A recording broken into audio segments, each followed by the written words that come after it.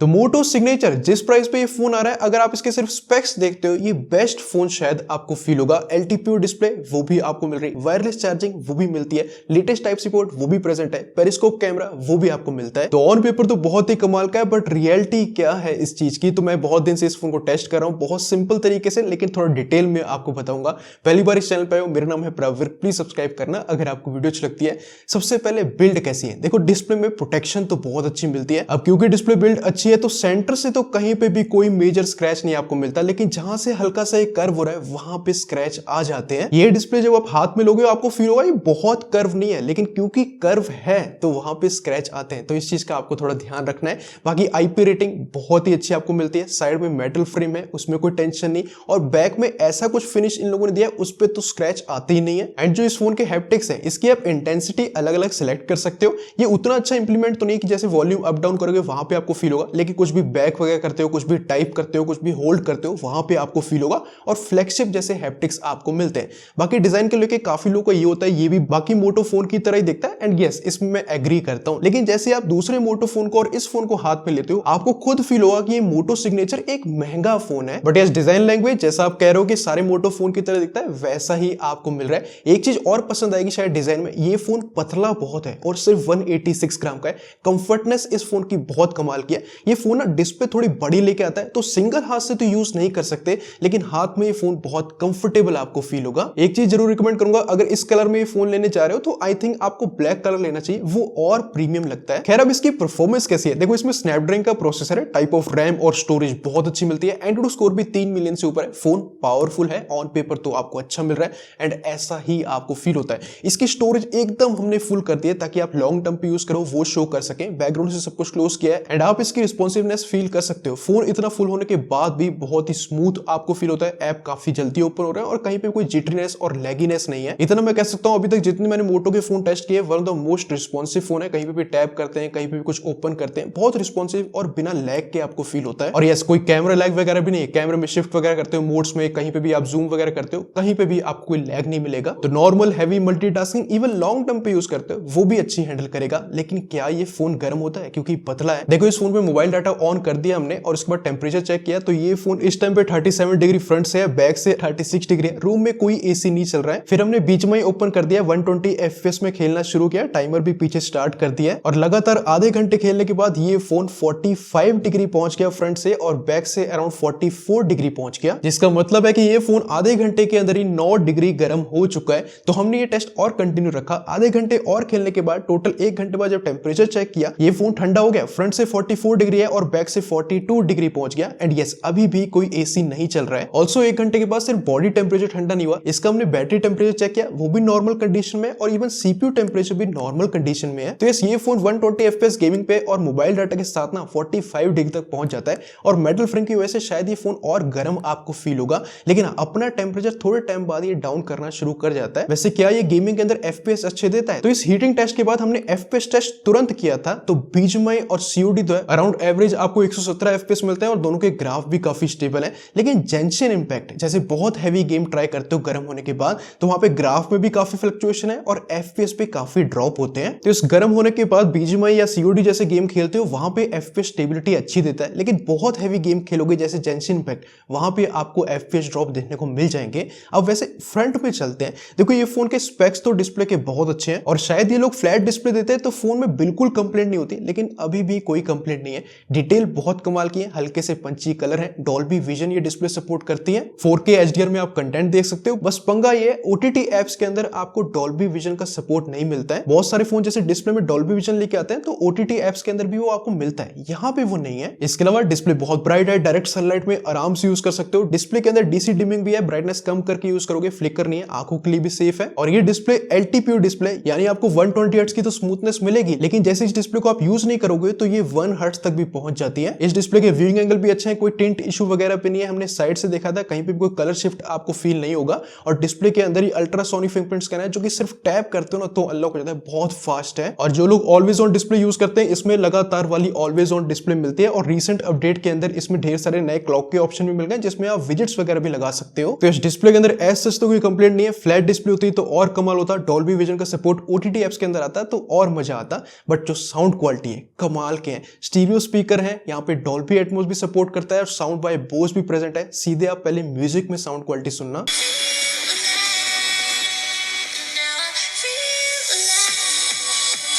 And yes, आपने test में notice किया मैंने हल्का सा नीचे वाले स्पीकर को कवर किया था, फिर भी ऊपर वाले स्पीकर में साउंड आ रही थी। स्पीकर्स की लाउडनेस अच्छी है और साथ में ये बेस अच्छा प्रोड्यूस कर रहे हैं। और हाँ, अगर आप वेब सीरीज वगैरह ज्यादा देखते हो वो भी सुनो। फॉलोवर खरीदने का कितना पैसा लगता है हमको मालूम नहीं है का? तो स्पीकर्स में जो वोकल्स वगैरह ना वो भी बहुत क्लियर है। स्पीकर बहुत इंप्रेस करते हैं। कंटेंट वॉचिंग एक्सपीरियंस ओवरऑल इस फोन का अच्छा है। बट अब पहला कंसर्न आता है बैटरी साइज, क्योंकि पतला रखा है इन लोगों ने फोन। तो 5200 mAh की बैटरी है और साथ में 90 वॉट का चार्जर है। 0 चार्ज करते हो 40 to 45 मिनट में चार्ज हो जाता है। वायरलेस चार्जिंग का भी सपोर्ट है, रिवर्स वायरलेस चार्जिंग का भी सपोर्ट है। और साइज के सबसे बैटरी अच्छा परफॉर्म कर रही है। जैसे 6.5 घंटे का स्क्रीन टाइम मिल गया। यहाँ पे मैंने लगातार मोबाइल डाटा पे टास्क किए, 2 घंटे बीच में भी खेला है और अब जाके 6% बैटरी बची है। यस, ये बैटरी लाइफ अच्छी आपको फील होगी, स्पेशली साइज के हिसाब से। आराम से अगर मैं गेमिंग ना करूंगा तो एक दिन निकाल सकता हूं, लेकिन ये बैटरी उतनी अच्छी नहीं है जैसे 7000 mAh 8000 mAh वाले फोन लेके आ रहे हैं। तो ऐसा साइज के हिसाब से अगर आपको साइज का नंबर देखोगे तो कंसर्निंग जरूर फील होगा, लेकिन एक दिन आपका निकाल देगा, लेकिन रात को आपको चार्ज करना पड़ेगा।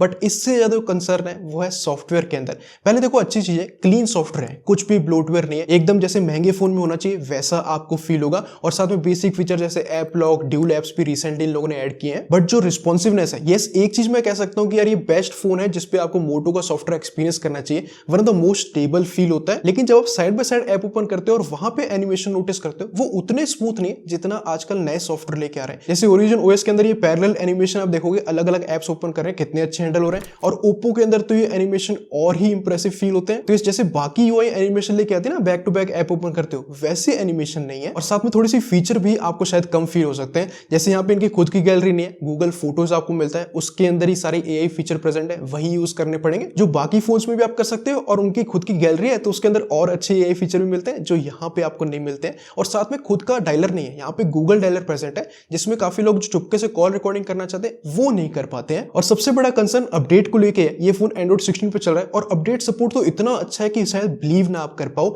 और हाँ, जब फोन लिया था तो 2 अपडेट आ भी गए थे, लेकिन अब इस फोन की हालत दिखाऊं तो ये अप टू डेट तो शो कर रहा है, लेकिन जनवरी का सिक्योरिटी पैच है और इस टाइम पे जून चल रही है। ये पता नहीं शायद मेरी यूनिट के अंदर ही है, बट अपडेट आते नहीं है और ये एक मेजर कंसर्न है। एक प्रीमियम फोन है और अपडेट टाइम पे आने चाहिए, क्योंकि इससे कुछ चीजें फिक्स होती हैं, स्पेशली कैमरे के अंदर। देखो, कैमरा सेट हो तो बड़ा कमाल का है।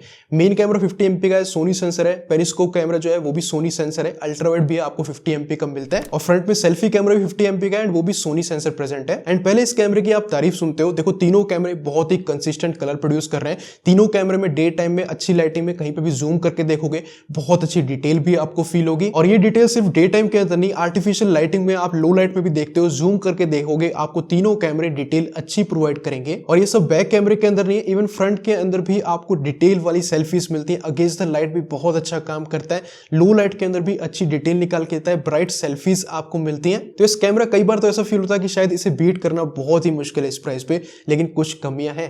पहला है ब्लैक क्रश वाला इशू। ये आप स्क्रीन रिकॉर्डिंग देखो, इस बंदे की दाढ़ी जो है ब्राउन थी, जैसी फोटो क्लिक की अंदर गए तो ये दाढ़ी ब्लैक हो गई। और ये चीज का इस फोन के अंदर पंगा है। जैसे ये लोअर ब्लू कलर का है, लेकिन इसने लोअर इस तरीके से कर दिया है कि ये ब्लैक आपको मिलता है और बियर्ड वगैरह, हेयर्स वगैरह को ये कुछ ज्यादा ही ब्लैक कर देता है, जिसकी वजह से वहां डिटेल मिस हो जाती है। अभी रिसेंटली हमने Xiaomi 17T से कंपेयर किया था और बियर्ड वगैरह पे उन दोनों फोटोज में आपको मैं जूम करके दिखाऊंगा तो आपको क्लियर फील होगा Xiaomi कितना अच्छा काम कर रहा है। मोटो में बाकी हर जगह डिटेल है, लेकिन जहां पे ब्लैक पार्ट आता है वहां पे डिटेल को क्रश कर देता है। और अगला इशू है कंसिस्टेंसी इशू। देखो, पोर्ट्रेट्स पहले तो बताता हूं बहुत ही कमाल के कई बार काम करते हैं, कई बार सिंगल हेयर और बहुत ही डिफिकल्ट हेयर्स को भी, जैसे कैट वगैरह के हेयर्स वगैरह है, इससे भी बहुत अच्छी तरीके से डिटेक्ट करके हैंडल करता है। और ये जो सिर्फ डे टाइम में नहीं, इवन लो लाइट में बहुत आर्टिफिशियल कंडीशन में पोर्ट्रेट्स निकालते हो वहां भी एज डिटेक्शन अच्छा कर लेता है। लेकिन कई बार जैसे सेम जगह पे सेम बंदे की फोटो है, उसकी हेड एक में गायब कर दी है, एक में अच्छा हैंडल कर लिया। तो कई बार तो पोर्ट्रेट सेम बीट करना बहुत मुश्किल है, लेकिन कई बार बहुत ही अजीब काम करता है। और साथ में पोर्ट्रेट में एक और इशू है, रिसेंटली हमने अगेंस्ट द लाइट कुछ पोर्ट्रेट्स निकाले थे, आप देखोगे मैं तो हूं और मेरे जैसे ही एक और पीछे भी ऐड कर दे रहा है और कई बार अलग अलग पार्ट्स भी ऐड कर देता है। तो इस कैमरा हार्डवेयर तो बहुत ही कमाल का है, फोटोज कई बार बहुत ही कमाल की आती है, लेकिन कंसिस्टेंसी का इशू है। और ऐसा नहीं चीज फिक्स नहीं हो सकती और कैमरा और कमाल का नहीं हो सकता, लेकिन फिक्स कैसे होगा? अपडेट से होगा और अपडेट आते नहीं है। बाकी वीडियो के अंदर भी सपोर्ट कमाल का, 8K के अंदर आप डॉल्बी विजन से वीडियो शूट कर सकते हो और ये सारे कैमरे से जैसे आप 4K 60 FPS में वीडियो शूट करते हो तो आप शिफ्ट भी कर सकते हो और इवन इतना जूम करने के बाद भी दौड़ते वगैरह तो भी स्टेबल वीडियो शूट होती है। बट जो फ्रंट कैमरा है, डे 1 पे भी ये इशू था, बैकग्राउंड में लाइट कोई उतना अच्छा हैंडल नहीं करता, ओवर एक्सपोज फील होता है। ये वीडियो के अंदर है, फोटोज के अंदर ऐसा नहीं था। और अभी भी डिटेल कमाल की, स्टेबिलिटी अच्छी, लेकिन हल्का सा आप नोटिस करोगे थोड़ा ओवर एक्सपोज कोने में कर देता है। और यस, काफी कैमरा सेंट्रिक फोन जो है पोर्ट्रेट वीडियो जैसा भी फीचर देते हैं, लेकिन मोटो के फोन चाहे आप जितना भी महंगा फोन ले लेते हो वो पोर्ट्रेट वीडियो वाला फीचर ये लोग नहीं देते हैं। तो इस कैमरा हार्डवेयर बहुत कमाल का है, फोटोज बहुत ही कमाल की आती हैं कई बार और बेस्ट फील होता है, लेकिन कई बार थोड़े बग है जो फेस होते हैं एंड उसके बाद कैमरे में थोड़े इश्यूज फील होते हैं। ये चीज 100% फिक्स हो सकती है, बट क्या मोटो वाले करेंगे